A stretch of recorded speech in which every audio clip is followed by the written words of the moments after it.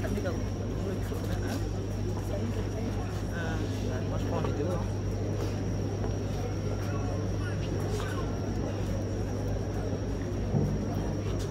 Excellence, Monsieur le Président de la République, chef de l'État,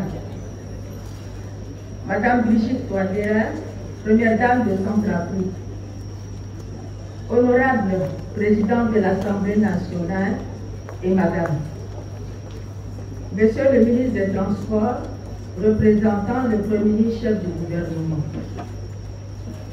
Messieurs les présidents des institutions de la République et leurs conjoints, Mesdames et Messieurs les membres du gouvernement et leurs conjoints, Mesdames et Messieurs les ambassadeurs, chefs de mission diplomatique, postes consulaires et leurs conjoints, Mesdames et Messieurs les membres du bureau de l'Assemblée nationale et leurs conjoints, Mesdames et Messieurs les membres des cabinets de la présidence de la République, de l'Assemblée nationale, de la primature et leurs conjoints, Madame la vice-présidente de la délégation spéciale de la ville de Bangui, Madame la présidente nationale de l'OCA, vaillantes femmes de Centrafrique, distingués invités. La République centrafricaine, à l'instar des autres pays membres des Nations Unies, célèbre ce jour la journée du 8 mars, Journée internationale des droits de la femme. La journée de cette année s'inscrit sous le thème de l'égalité aujourd'hui pour un avenir durable. Ceci en reconnaissance de la contribution des femmes et des filles du monde entier qui mènent l'offensive quant à l'adaptation et la réponse au changement climatique et à leur atténuation et en faveur de la construction d'un avenir plus durable. Au niveau national, le gouvernement, par le biais du ministère de la Promotion du genre, de la protection de la femme, de la famille et de l'enfant, compte célébrer cette journée autour du thème « L'égalité des sexes pour une participation inclusive au processus de paix et de développement durable en République centrafricaine ». Des actions de mobilisation et de sensibilisation seront menées tant au niveau de Bangui qu'à l'intérieur du pays, ceci pour conscientiser toutes les couches sociales sur les défis de l'égalité des sexes et de l'autonomisation des femmes en lien avec les objectifs de développement durable à l'horizon 2030. En effet, la journée du 8 mars est une journée d'action, de sensibilisation et de mobilisation dédiée à la lutte pour les droits des femmes, pour l'égalité et pour la justice. Plusieurs événements et initiatives ont lieu à travers le monde à cette occasion pour réfléchir, échanger, se mobiliser et faire le point de ce qui a été fait et de ce qui reste à faire sur la question de la place de la femme dans la société. C'est aussi l'occasion de mettre en avant les initiatives qui placent les femmes au cœur de la création ainsi que leur participation à la vie sociale, politique et économique. Le fait que le programme cette année ait produit un plaidoyer en faveur de la parité homme-femme n'est pas le fait du hasard. Monsieur le Président de la République, chef de l'État, le vote et la promulgation de la loi numéro 16004 du 24 novembre 2016 instituant la parité entre les hommes et les femmes ont été rendus possibles grâce à votre leadership. À titre de rappel, le processus d'élaboration de cette loi a démarré en 2012. Ceci, encore une fois de plus, sous votre leadership, en votre qualité de Premier ministre chef du gouvernement de l'époque. Le titre de champion qui vous sera décerné n'aura donc pas été le fait du hasard. Cette loi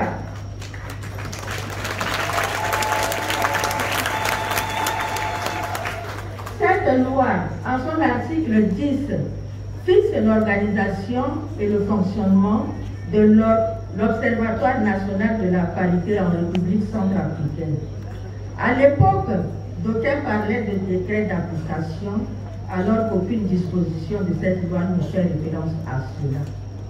L'Observatoire national de parité a juste pour mission de veiller au suivi et évaluation de l'égalité entre les hommes et les femmes dans les différentes structures de la République. Et à ce titre, il est chargé de prévenir, d'alerter et de sensibiliser par des débats sur la problématique de la parité et de la non-discrimination, de porter le plaidoyer en faveur de l'éducation des filles, de la formation et de l'alphabétisation des femmes, de l'autonomisation, de la promotion de la femme et de la jeune fille, de rassembler toutes les données, les recherches et les analyses sur la situation des femmes en République centrafricaine. La parité n'est pas une faveur faite aux femmes, mais plutôt une chance pour que tous les talents de notre pays soient mis en valeur. Et la parité ne doit pas non plus faire entorse au principe de la personne qu'il faut à la place qu'il faut lorsqu'il s'agira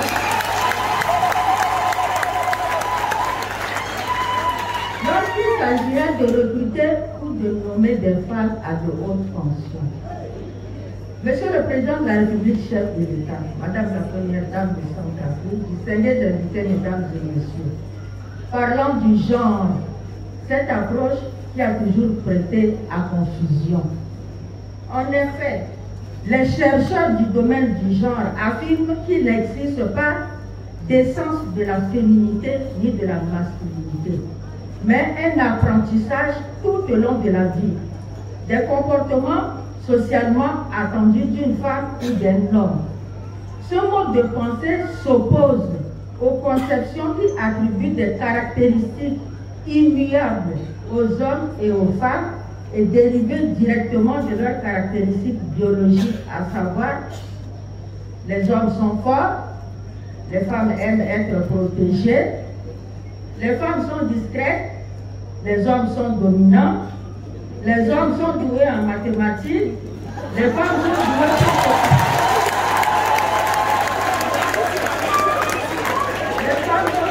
pour s'occuper des autres, les hommes ne savent pas cuisiner, alors qu'il n'existe que des majordomes dans les grands hôtels.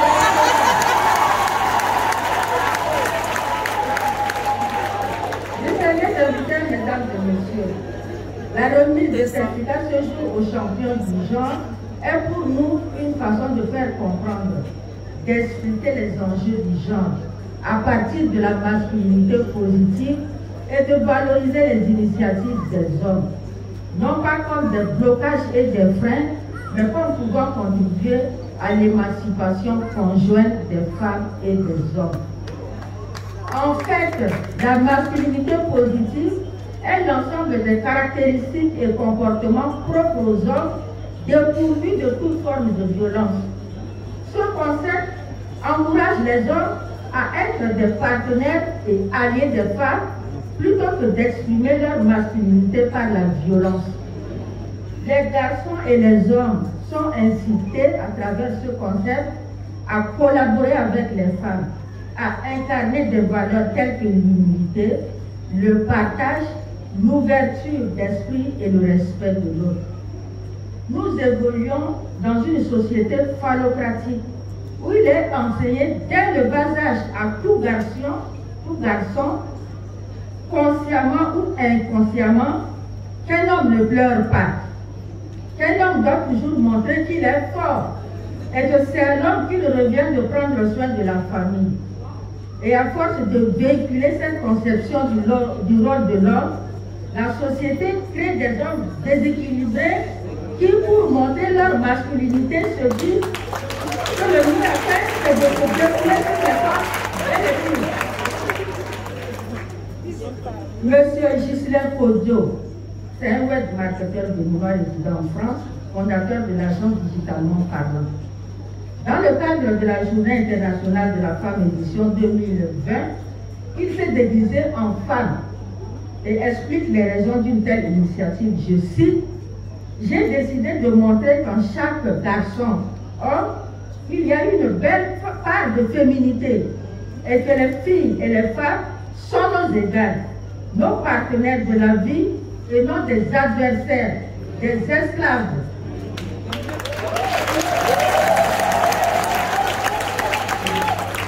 Toujours, Monsieur Kodjo, je tiens à marteler l'importance d'encourager chaque garçon et homme à assumer sans honte sa part de féminité, car cela lui permettrait de voir la fille et la femme comme partenaires. Fin de citation.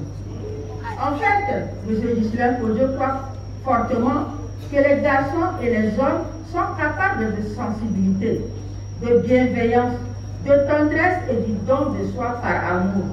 Il recommande que les hommes et les garçons devraient pleurer s'ils en éprouvent le besoin.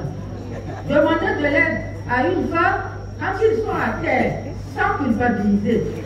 Ainsi, ils pourront se forger une personnalité qui va leur permettre de s'épanouir au sein de la société sans ressentir l'envie d'occuper une virilité par la violence à l'égard des femmes et des filles. C'est dire que la masculinité positive est l'une des solutions pour une société sans violence faite aux femmes et aux filles. Le gouvernement se dirige son Excellence M. Félix Moloa sous la haute impulsion de son Excellence professeur Faustin Archange Traoré, président de la République, chef de l'État, ne ménage aucun effort pour améliorer le statut de la femme, comme en témoignent les multiples actions posées dans le domaine dont je cite la création du ministère en charge des questions de genre et de la femme. Le gouvernement fait des progrès, même s'il y a beaucoup de défis à relever. Toutefois, il va falloir accélérer la cadence pour atteindre l'objectif sain du développement durable qui porte sur l'égalité des sexes et l'autonomisation des femmes. Monsieur le Président de la République, chef de l'État, Madame la Première Dame, distingués invités, Mesdames et Messieurs, les femmes représentent plus que la moitié de la population de notre pays. Elles donnent la vie, même au prix de leur propre vie. Elles prennent soin de nos communautés, parfois seules, et travaillent sans relâche pour subvenir aux besoins de leur famille. Elles méritent donc respect, admiration et surtout reconnaissance. Ce que femme veut, Dieu veut.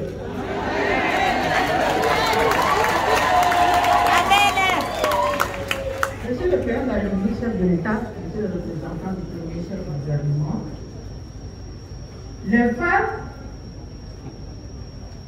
me chargent de vous dire, de vous transmettre leurs remerciements pour le geste qui va leur permettre de reconstruire leur vie à travers le renforcement de leurs activités génératrices de revenus.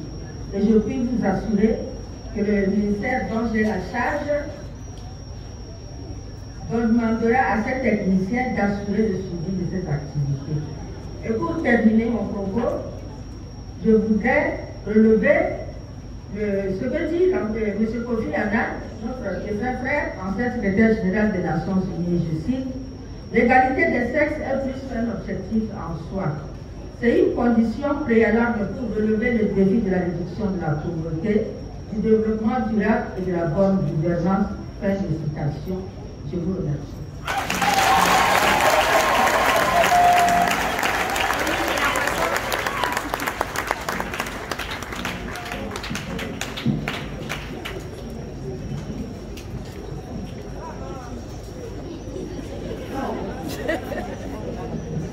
Place aux femmes du 3e millénaire pour une